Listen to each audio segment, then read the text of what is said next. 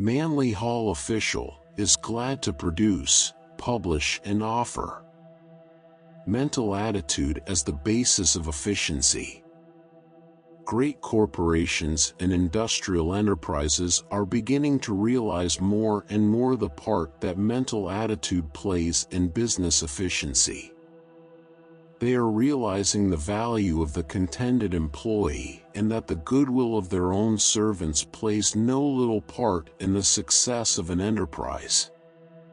In days gone by, the employee was looked upon as a necessary inconvenience, as a menial who must do as he is told or be fired, while those who were underlings forever stood with the sword of Damocles over their heads, living in awe of the boss and in momentary expectation of being fired, abject slaves of a commercial system which gave them no place. If they sought to rebel against this system, it meant unemployment, suffering and even starvation. This day of tyranny, however, is over, for industry discovered that those who work through fear are only eye servants, and that the sourness and hatred which was showered upon industry by those who were as cogs in its wheels inhibited the output, diminished the efficiency, and left the officials of the corporation without friends or even the respect of their employees. In the days past, the employer did not care what his help did think of him, but he is now beginning to realize that the attitude of his office force, and of his industrial workers, must be taken into consideration and form one of the keynotes of an enterprise. So today we find the cooperative plan in which the servant is consulted by his own master, in which he is given a living wage, in which he is given a voice in the running of the enterprise.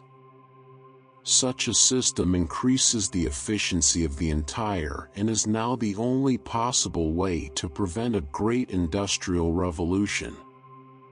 The cheerful worker does 3 times the work of the overtaxed, underpaid, grumbling clerk. The smiling face of the employee sells the products of the corporation. It means that there will never be a shortage of labor in that corporation, and that its workers, humanely treated and honestly considered, will give the touch of personal sympathy to the enterprise, which personal sympathy has a market value many times the amount of money expended in order to create it. As this is true in the commercial world, so it is true in every walk of life. And as man at the present time capitalizes upon the efficiency of his brother man and also realizes that his efficiency is his capital, both in the commercial world and in the world of letters, he is realizing more and more that the proper mental outlook on life is the basis of his ability to meet the problem of daily existence. The ability to meet problems, the ability to endure hardships, and the ability to labor methodically are expressions of efficiency, and in this swinging age of the world, not only must a product be sold, but, because of the keenness of competition, it must literally sell itself because of its economy and merits. If you're enjoying this video and finding value in the content, we kindly ask you to take a moment to subscribe to the channel. A large portion of our listeners and viewers haven't subscribed yet, and by doing so, you'll help us grow and continue bringing you more high-quality audiobooks. Your support means a lot to us, and it's just one click away. So, go ahead and hit that subscribe button to stay connected and never miss out on our latest releases. And just as a product must sell itself, so the individual who wishes to be a success in world affairs must learn to sell himself to the world. Before a man can sell an automobile, he must sell himself to the purchaser. Before a man will be promoted in the commercial world, he must sell himself to the employer. Now let us briefly analyze what is meant when we say a person must sell himself. By this is simply meant that he must prove that he is necessary to the development of a certain thing and literally prove that he is the one best fitted to perform a certain work to attain a certain result or to demonstrate a certain quality. In other words, by selling oneself is meant that a person must convince another of his merits to the extent that the other comes into realization of the fact that the party in question is necessary to the success of the enterprise. Efficiency sells a man in the commercial world more quickly than anything else, and efficiency is 50% experience and 50 TUE all-seeing eye% mental attitude. The drone may have experience but, suffering from a diseased mental attitude and an unhealthy outlook on life, he is of little value, while often an individual without experience but whose outlook upon life is healthy passes like a skyrocket through the heavens of industrialism, leaving far behind older and wiser heads who have become rutted or who suffer from an unhealthy or distorted mental outlook. As we see it, there are three mental outlooks which at the present time are making failures out of people who would otherwise be successes. The first type, who eliminates himself from the social order of things and in so doing loses his opportunity to sell himself to the world, is the radical. Please do not think for a moment that there are not needs for reforms. Neither believe that man must not rise and see that the necessary steps are taken to correct the idiosyncrasies of our social system. But it is possible to be progressive without being Bolshevistic. It is possible to assist materially in the mending of our social fabric without the attitude of the anarchist.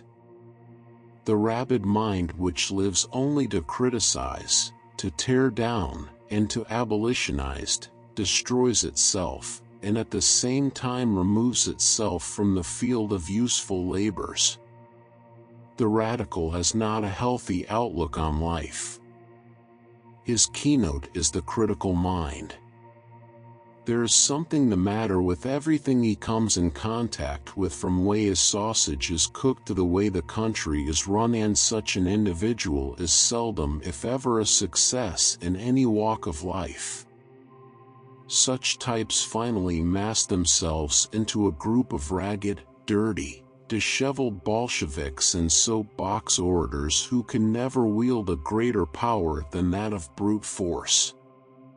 Their mental attitude has ostracized them from society and completely divided them from the very thing they sought to serve. While the conformist is often forced to conform against his will, the greatest good to the greatest number demands diplomacy in every walk of life. Diplomacy does not necessarily mean that the individual should sacrifice his personal viewpoint, but it means that he will hold that viewpoint in abeyance until socially and economically he is successful enough and powerful enough in world affairs to make an intelligent use of that viewpoint. As a recognized leader in world affairs, he will be capable of promulgating his viewpoint and, if necessary, of tearing down the social standard to rebuild it on a more solid foundation. But as a mere individual, unhonored and unsung, the radical, instead of eliminating society and its evils, really eliminates himself from society. Therefore we say that the radical mind, the mind always set upon the unconventional and the unusual, is seldom desired by any enterprise wherein success plays an important function, because the radical mind succeeds in nothing except in making enemies. The healthy mental attitude is capable of taking the ideals of the radical and applying them to its life and unfoldment, but it does so in a big, broad, cheerful and constructive way which surrounds it with friends and well-wishers. Of 10, this cheerful mind will pass the new law and tear down the old subterfuge and sham without the world ever suspecting it, while the radical and the Bolshevik, who is always tearing at the soul of sociology and economics, only lands himself in jail, in the law courts, in an untimely grave. One man cannot convert humanity by opposing it. He must convert humanity by refining its confidence and have it moving with him instead of against him. By doing this, man sells his idea, while with the radical the idea merely destroys him. At the present time there is a flood of radicalism in all walks of life. Radical government anarchists throw bombs of verbosity at each other. Insipid parlor anarchists flay our social system, to replace the decaying ethics of the days gone by with still more rotten filaments of their own imagination, and like most Bolshevistic minds tear down eternally but have nothing better to offer to take the place of the thing they have destroyed. Therefore we put first in the list of unhealthy mental attitudes the small-town Bolshevik and half-baked Red. He has an unhealthy outlook on life. Everything he sees is tinged with perversity. Regardless of his training or his education or his really spiritual ideals, his mental attitude debars him from society and leaves him less in his efforts to regenerate the plan of the third division we will mention under being. The heading of mental attitudes is the egotistic second to mental attitude which we wish to discuss is the state of melancholy. In the modern world, be it political, scopophobia, we have not only the radical who logical, philosophical, or religious, the wishes to blow up everything and get his player and the fellow worker throws up his fingers at the throat of something, but we also hands and turns away in despair when he have the individual who is just sour and who ends blooming in a soul. The flower of ego lives entirely in a realm of failure, gloom. The great sorrow of the egotist is that despondency and general dolefulness. These he seldom recognizes the fault in himself. Individuals are long-faced, sorrowful persons he fights the whole world to prove his own who spread gloom with their very presence. Position is blind to his own faults, and as the world has no place for them because at the most helpless mental attitude that there this time everyone has more troubles than is known. There's always a great number of they know what to do with and few wish to people to fill positions of little importance, discuss those of other people or be forced to, but there has never been a surfeit of great shoulder the burdens of any save themselves, men and great women. The world delegates for this temperament there is but one remedy authority to all who are capable of standing, and that is the sunshine cure. They must it, and egotism is the proof of the lack of concretize that in spite of the fact that they fool their self. When the world bestows power, mother-in-law cut them out of her wool, or that upon an individual, upon a group of Hindi they had to pay their brother's funeral, ex-individuals, upon a government, or upon a scheme, the world cares little but hands thee of things. It does so because that individual palm of the victor to the face with the smile has demonstrated the qualities of worthiness, the attitude of indifference to responsibility, or because that organization, government, or in the lack of interest in the problem at scheme of things, has exhibited fitness to be hand is a poor recommendation in modern entrusted with responsibility.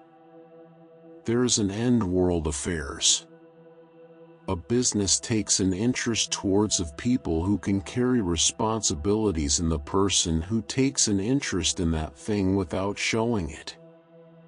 In this world the business, the office manager today feels successful manager is the one whose superior that he has really hired a man when he hires is the least suspected. The idea of the with the personality, the goodwill, and few great men on the pedestal is dying out and succeed in enterprises which their hearts or men today serve men more and more because not in.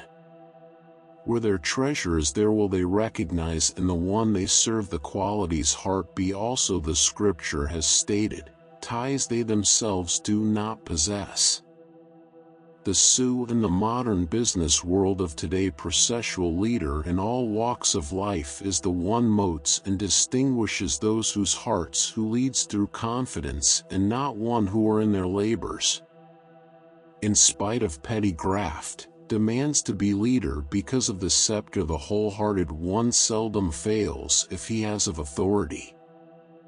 Therefore we say that the third energy and the proper mental outlook on life. Mental attitude which destroys efficiency of under the heading of melancholia we have individuals in world affairs is egotism.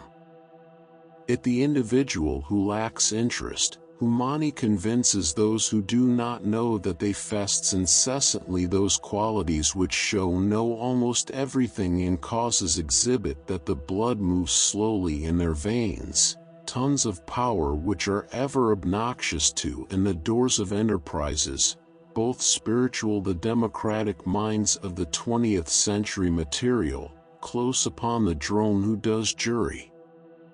Just what he has to and nothing more, who labors with his mind far away, or who is turned from the path of sunshine by every reverse. In this way, you see how the mental attitude and not the skill with the fingers makes and breaks us in the world of affairs. If individuals would trace their own characters carefully and study their own mental attitudes on life, whether the world they live in is bright and cheery or whether it is dark and gloomy with the forebodings of their own soul, whether they accept responsibility or not, whether they exhibit the carelessness of mentality which does not give a rap, and many similar things, they will find in their own natures and their outlook on life the reason for the position they occupy in society, whether it be successful or unsuccessful. And for those who are molding characters to be the natural, human, intelligent, cheerful outlook, if cultivated, will give them precedence in the world of men over many older and wiser heads whose views are radical, whose minds are sour, or whose lives are rutted with the crystallization of their own thoughts. The Witch Doctor. Through the jungles a narrow path ran, just a single-foot trail bordered on each side by great ferns with broad, swaying leaves from whose cluster groups rose. The round, shaggy-barked trunk of lofty palm trees whose green leaves quivered in the gentle breeze. The sunlight ever penetrated to the footpath or dried the moist earth from which rose that moldy smell which is ever found where the light of day is excluded. Great streamers of moss, dripping with a slimy ooze, hung swaying from the rotten branches of trees long dead, while here and there a great orchid hung blooming, saturating the atmosphere with a heavy nauseating fragrance. This is just one view of an immense jungle, an uncultivated and practically unknown area stretching hundreds of miles until finally it reaches the mountains whose snowy crests hover over in strange contrast to the tropical valley beneath. The sounds were many and as varied as the vegetation. The chattering of monkeys, as they swung from tree to tree or hung by their tails from the gigantic stalks of jungle fern, was ever in the air. Now and then the cry of some gaily plumed bird sounded above their incessant pattering. Other sounds there were too which blended themselves into an endless symphony and were only audible as a faint rumble, the roaring of lions, the crying and laughing of hyenas, or the shrill trumpet of the mighty elephant. All these awoke the echoes of the jungle, for this was the tropic primeval. Suddenly the swaying ferns along the narrow path parted and into an open glade, arched over with palm leaves, strode Gomo the medicine man, the much-feared and respected fetish doctor, in all the glory of primitive power. Gomo was all of 6.5 feet tall with a body perfect according to primitive perfection. Great muscles and sinews like those of an ox shone out through the ebony skin, giving a sense of power and majesty to the gigantic figure. Gomo wore around him the skin of a lion. Its shaggy mane covered his chest while the long tail was twisted around his waist as a belt in which was stuck a long curved knife of some flinty stone. His thick nose and lips were pierced with colored strips of ivory, and in his ears hung pendants of crudely pounded metal. The hair was shaven from his head, or rather, we should say, scraped therefrom, with the aid of sharp stones, all save a narrow area at the top of the skull where a tiny top knot still remained, wound tightly into a tassel by means of dyed and colored strips of fiber.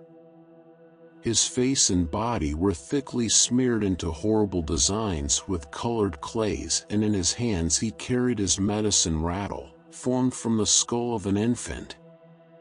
He wore a necklace of human teeth, and his belt was hung with strands of hair from the heads of his victims. On his arm was a mighty shield of rhinoceros leather, and in the same hand he held a great club of seasoned wood with a sharp stone lashed to the end. As Gomo stood in the half-light, surrounded by the oozing, decaying vegetation of the tropical jungle, he made a picture difficult to describe and which must be imagined to be understood. He stood like a statue, his ears, with the fine sense of the primitive man, listening for the footsteps of an advancing host, a horde of white men who were coming to rob Gomo of his elephant tusks, of his skins and trophies, of his riches and diamonds, and most of all to take from him his power as invoker of spirits and messenger of the gods. For many days through the jungles his people had been retreating before the onrush of civilization, before implements of war which Gomo could not understand, before shining sticks of metal that spat out flame and death, before curving blades of steel that gleamed like silver in the sun. Before these strange implements of magic of the white man, Gomo seemed powerless. Hour by hour the jungle that had been his home was torn from him by the evil power of the white man. Not without cost to the invader, however, for among the palm trees, amidst the swaying ferns and mounds of rock, tiny poison arrows flew, and little feathered darts, tipped with deadly venom, rained from the blowguns of the natives, shedding death and destruction in all directions. But still, with a power which the natives could not fathom, the oncoming race of another color 1 inch by inch the slimy ooze which floored this jungle. Quickly through the underbrush madly dashed a black form. Staggering forward, he collapsed in a heap at the feet of the mighty medicine man. "Oh, exalted one!" groaned the form from the ground, whose clay-covered body was now streaked with blood. "Oh, mighty worker of magic! Save your people, for they are powerless against the fetish of the white man." Even now the mighty chieftain, whose belt is made of the skulls of kings, lies dead in the jungle, struck down by the flaming magic of the white race. One by one our warriors sink down beside the way. Their charms and their incantations are as useless as then shields to protect them from this dread magic. "Oh, mighty one, if you do not save us now, there will be none to save. Our arrows fall short of the mark and our stone hammers are powerless. You alone can save us, for you know the will of the gods." With a gurgling cry the figure pitched forward and, rolling over, lay face upward in the path. The bully tea of the white man had entered his hair tea, but, with the same power and courage which marks the beast of the jungle, He had lived for many minutes, whereas a white man would have fallen where he stood. Gomo gazed down for a moment at the huddled mass at his feet. He saw the mighty muscles of the warrior, he saw the look of fierce hate and determination which still animated the dead man's face, and he realized that the magic of the white race must be great when it could overpower such as this. Slowly the great witch doctor turned and retraced his steps along the path and finally vanished amidst a great sunburst of palms and ferns that suddenly appeared ahead and into which the trail dissolved. The hours passed, the shadows lengthened in the jungle, and soon the howling cries of sunset sounded upon the air, which seemed ever more vital, more mystical, more terrible, as that strange electrical sunset of the jungles shrouded the trees and ferns in ever-deepening gloom. Some 3 hours after sunset, in the clump of palms and ferns where the path ended, a dull glow arose which tinted the swaying trees and branches with copper hues. It was from a log fire built upon the top of a little mound. Before the fire, like some great gaunt ghost or demon from another world, stood Gomo the fetish doctor, around him the strange utensils of his craft, skulls and human bones, trunks of elephants inscribed with strange and mystic characters, great drums stretched over with human skins, painted and tinted with weird figures. All these and many articles, unnameable and indescribable, were brought into faint relief by the gleaming fire that the medicine man had built. Suddenly the guttural voice broke into a weird chant which sounded not unlike the howling of the wild beasts in the surrounding jungles. Raising his great arms, daubed with colored clays, above his head and swinging the rattle in tune with his incantation, he breathed forth a torrent of strange sounds. The surrounding trees and bushes seemed to shudder at the terrible outburst, their leafy heads tossing as though with a sudden breeze. Unto the gods of the sun, the moon, and the stars the witch doctor cried, unto the spirits of the dead he sent forth his lamentations, unto the creatures that dwell in the air, the spirits of the snows, the souls of beasts, plants and flowers, he chanted his strange ritual. His eyes, lined with great circles of white mud, gleamed with a fiery light as he beat upon his chest and trumpeted forth like a mad beast of the jungle or some hairy anthropoid. If my people are themselves not strong enough to preserve that which is their own and protect their homes from the hand of the foreign devil, let the spirits of nature combine with us. Let the birds of the air, the beasts of the field, the creatures of the ether, even the rocks themselves rise up with the children of nature against the black magic of the white man, cried Gomo in a voice that echoed and re-echoed through the jungle, and picked up by the hills and valleys was carried on and on. None know how far. As he stood there chanting his ritual, breathing forth his invocations to the elements and his implications against the despoilers of his people, a strange sound broke the stillness, a buzzing, droning sound, and out of the marshes and the swamps, out of the pools where the animals came to drink and those fens where the dripping bushes were ever green with the moisture of the swamp, came hosts of tiny insects. Unnumbered were these poisonous creatures. There came the tsetse fly which spreads the sleeping sickness of death, the malaria mosquito, and 1,000 poisonous insects, carrying with them the death of the jungle. In the weird flickering firelight they gleamed, their tiny wings translucent and of 1,000 rainbow hues. Swarm upon swarm they gathered, and then along the ground came creeping things, strange beetles with beaks and horns, spiders with 1,000 legs, bony land crabs with death in their claws, a great seething, struggling mass pouring from every nook of the jungle, gathering ever closer and closer to the twisting, spinning, howling figure of the fetish doctor. At the foot of the tiny mound upon which he stood they stopped, while the air around them grew hazy with tiny singing, buzzing insects.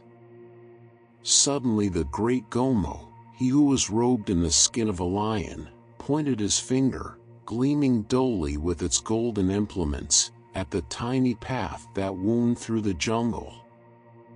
Along that trail, he roared in guttural monosyllables, along that trail come the destroyers of our people. We cannot fight their magic. They come to steal our land and our riches because they are strong and we are weak, and because they have strange magic which we do not know. Our men are weak, they can fight no longer, but the magic of the white men cannot withstand the magic of Gomo, the invoker of the crawling, singing, buzzing things whose army no man can overpower. Into the fire he threw a handful of strange herbs, mixed with the powdered bones of captive kings. A great cloud of smoke arose and, instead of dissolving, floated like a balloon over the fire, and, slowly becoming less and less distinct, passed along the trail that led into the jungle. Around and about this cloud the insects gathered, and in a numberless host, which grew greater as the minutes passed, they swarmed like an army of avenging angels upon the camp of the white man. In a few seconds all was disorder there. The soldiers built great campfires to drive the insects off, but nothing, it seemed, kept them away. Healthy men sickened and died in a few moments before the onslaught of thousands of insects. The tiny tsetse fly brought a death that sword nor gun could not avert. The great jumping spider was surer than the skill of the white man. In a few hours the camp broke and a frightened army began its hasty retreat to the sea, surrounded by a frenzied swarm of tiny insects. Their dead they could not bury but were forced to leave them where they fell, and the great company that started forth with the white man's magic of gun and sword returned just a broken handful of malaria-infected refugees, escaped from the great swamp of the jungle. They had gone forth sane, but they returned insane, broken by the great magic of Gomo the witch doctor.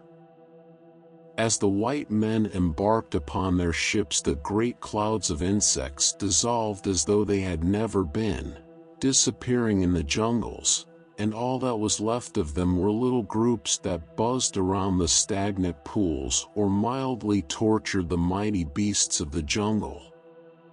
Gomo, the witch doctor, stood upon his rock overlooking the great blue ocean and watched the ships embark upon their journey homeward. He had walked along the path dotted with the white man's dead. He even picked up the metal tubes that blazed forth fire and death, but they no longer availed, for the hand of the white man was stilled. Great was the magic of the white man, murmured Gomo, with his sticks that belched forth flame and his blades of silver. But greater still is Gomo. And he heaved his chest. Greater still is the magic of the fetish doctor. They fight with the things they have made. Gomo fights with the spirits of nature. Note, this story is taken from an incident that occurred some years ago when an army of white men was invading a certain part of Africa and, according to the best authorities that can be secured on the subject, the story is absolutely and literally true that this race or tribe invoked the insects and the elemental spirits that rule them and launched them upon the invading army. The result was as described. Shallow brooks are noisy. Have you ever stopped to consider how much valuable energy is wasted in tears, repentances and wailings by individuals who follow blind alleys of sorrow, all of which lead to oblivion? At a moment when a great crisis presents itself, energy should be conserved. When one who has long meant to us something which words cannot describe is taken away by the hand of death, or our illusions are broken by grim reality, and people raised upon pedestals have come tumbling down, when we are confronted with problems requiring the coolest calculation and the most discerning reason, about that time we collapse, heartbroken, and howling like a 3-year-old child. The salt of life loses its savor, there is a total eclipse of hope, and we allow whatever energy remaining to trickle out of us in cold sweats or pour down our faces like a spring freshet in the mountains.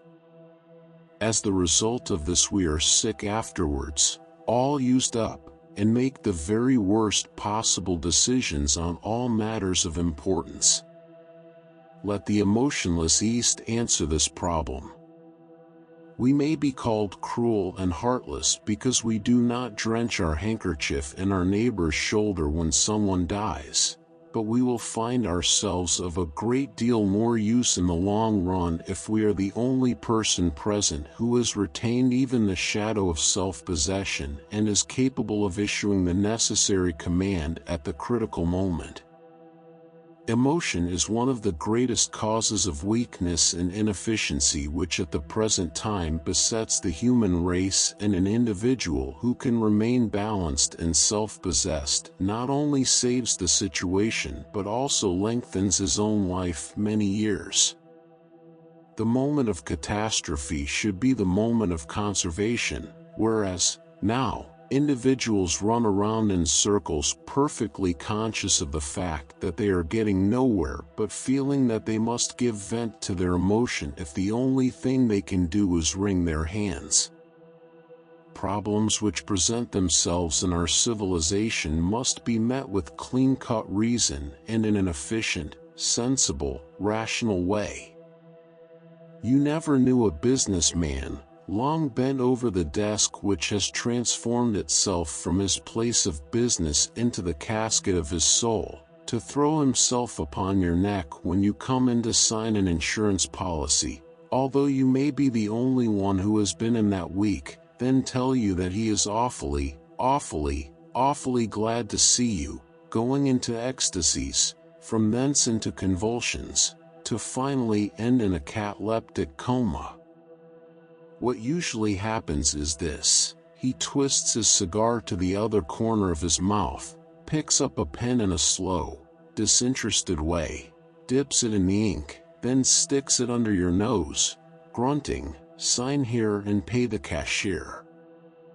If similar tactics were to be used in moments of emotion, the individual who followed them would be ostracized from society, but would be infinitely more useful than all the mourners put together. There is a story told about a Chinaman whose house burned down in the middle of the night, he barely escaping with his life, to say nothing of his clothes. Sitting in front of the ashes of all he possessed in the world, he turned an old wooden tub over and asked his friends if they had saved his memorandum book. They answered no, and asked him why he was so interested in such a small detail at such a moment. He looked at the ashes for a minute and at the tiny wisp of smoke that still rose from them, and then turning to the friends said, "The reason I want my memorandum book is that I may send a message to the American gentleman who was to dine with me this evening. I must send him my humble apologies and request him to dine with me at a restaurant instead, and my only regret is that after giving my word I am unable to invite him to my house." The average American whose house catches on fire cries out, and runs up and down, blowing so hard that he fans the flame and the entire building is consumed.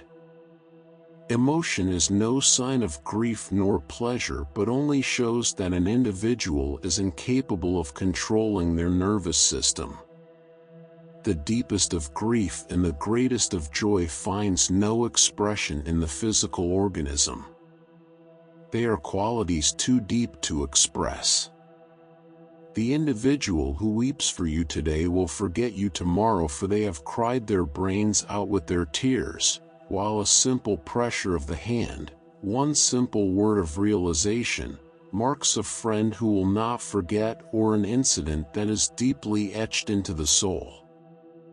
Whichever way you turn, efficiency is lost when superficiality comes in. Those things which are tinseled and gaudy seldom wear, but like the Christmas tree ornaments find their way to a premature ash can. On the other hand, simplicity of design, simplicity of habit, simplicity of expression, these things are the mark of strength, they are the mark of endurance, they are the mark of permanence. In art, many lines seldom improve the drawing, while the artist who completes his picture with a few strokes of the pencil creates an expression of mass, unhampered and uncurbed by tiny lines and useless filigree. People rant and rear too much, they weep and cry too much, they sigh and moan to excess, and they overflow their banks of sentimentalism with too much ease. As a result, a civilization noted for these excesses is invariably shallow, and as a mass the Aryan race is shallow, especially those among that super-expression of nervous fidget, which we know as society. The upper set of civilization generally is noted for its veneer, its plating, its filigree work, and its expression of sentiment, sentimentalism, and superficiality. As a result, year after year, our leaders of society wind in ambulances among the hills and dales of our countryside on the way to sanitariums for nervous wrecks. There is in America at the present time a subdued something in the air. The atmosphere seems vibrant with suppressed fidgets, and our people as a mass show practically no self-control. They fight like wild cats over non-essentials, mourn like broken-hearted Romeos over their disillusionments, they commit suicide on the spot, not due to any premeditated plan but just because of the fact they had chills running up and down their spines and just had to do something. This condition is becoming so acute with our mode of civilization that unless something is done to steady the nerves and curb the emotionalism of our peoples, we are going to produce a race of supersensitive, nervous enemies, incapable of anything except vibratory wiggle of their organisms and waterfalls of senseless tears. Wherever you go you can turn masses of people if you can only work upon their emotions. They will follow you like blind sheep over the edge of a cliff if you can work up the animal within them. Reason plays little part in the modern principles of civilization. People are led entirely by their likes and dislikes and flock like children after an intellect who is great enough to sway their sentiments. This is the secret of theology's power through the ages, it is the secret of the power of the politician, it is the secret of modern advertising, in fact it rules the modern world, that is, the Western world. On the other hand, the Stoic Easterner, who remains unmoved by all these things, is laughed at by those whose hysterical outbursts mark the only expression of their intelligence.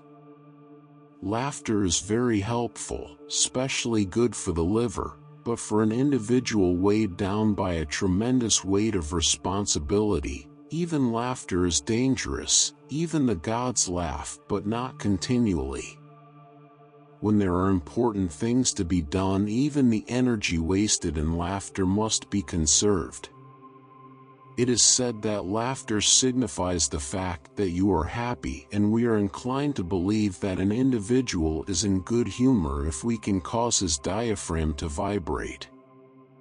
But if you have ever gone through an insane asylum and heard the howls of demoniacal glee from some poor demented soul whose mind is a blank and whose laughter is as empty, in fact emptier than the howling of the wind, you are forced to agree that laughter is not an infallible sign of intelligent humor or enjoyment.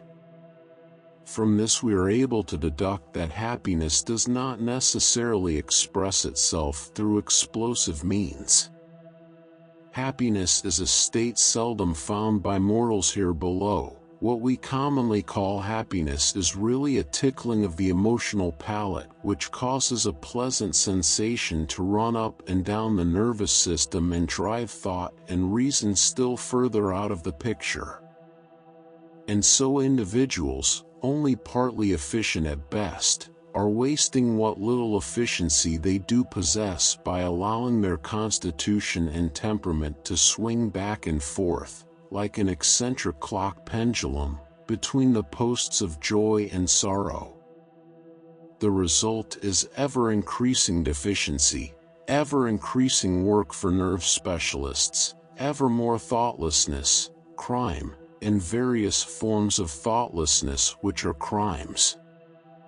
Through all this the heathen remains in stoic peace. Truly he is happy as all men are, and few live this span of years without sorrow. He is loved and hated like other men and found, as others must find, that it was not a saying proposition. The result is quite evident. He found that he could do more, gain more, and preserve his efficiency to a greater degree by remaining unmoved amidst the moved and calm amidst the storm. And so the sages of the East have said, only he who is balanced in pain and pleasure is fitted for immortality. For only one who is master of others can lead them, and those subject to the same weaknesses as those they lead are like the blind seeking to help the blind and all falling into the ditch together. So we suggest the following to you, or rather, present our emotion platform, which may be briefly summed up as follows. Do not mourn for that which is lost, for the more you mourn the more you lose. Do not weep because you are weak, because you get weaker if you weep. Do not wring your hands or wave them in the air, if you do you will not have enough strength to walk with later. When you are happy do not laugh, figure out the joke and you will probably find it is not very funny after all. When you think that loud laughter is a symbol of intelligence and affability, remember that some inmates of the lunatic asylum laugh all the time. Do not weep because you are ruined, for you are ruining your nervous system also when you do. Do not walk around in circles, you will never get any further than yourself if you do. Do not love anybody too much, if you do not show it too much, it will give them an advantage over you. When you have found the one ideal, do not swear you will get down on your knees and die for them. Get up on your feet and work for them and call it day. Copyright 2025 by Manly Hall Official. Thank you for listening.